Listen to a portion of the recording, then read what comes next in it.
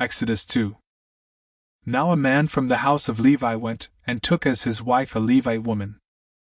The woman conceived and bore a son, and when she saw that he was a fine child, she hid him 3 months.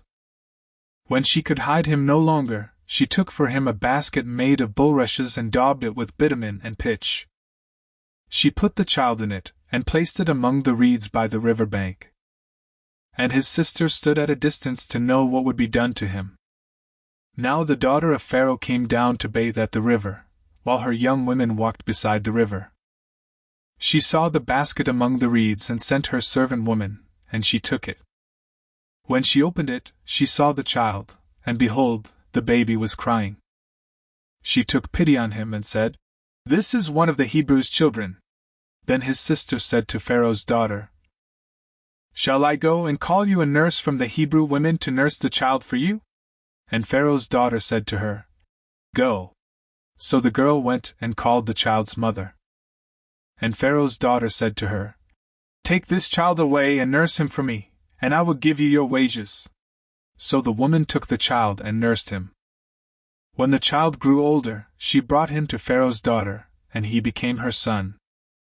She named him Moses, because, she said, "I drew him out of the water." One day, when Moses had grown up, he went out to his people and looked on their burdens. And he saw an Egyptian beating a Hebrew, one of his people.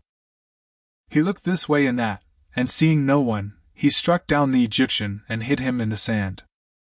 When he went out the next day, behold, 2 Hebrews were struggling together. And he said to the man in the wrong, "Why do you strike your companion?"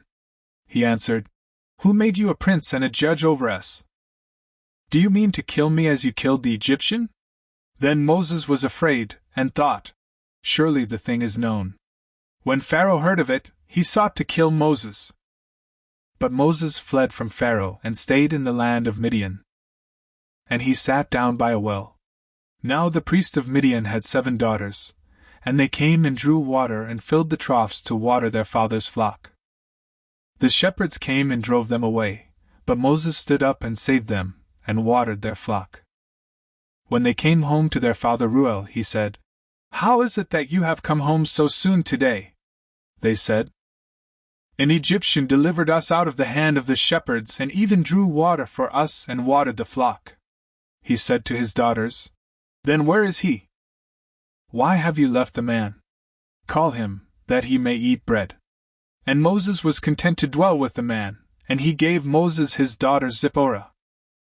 She gave birth to a son, and he called his name Gershom, for he said, "I have been a sojourner in a foreign land."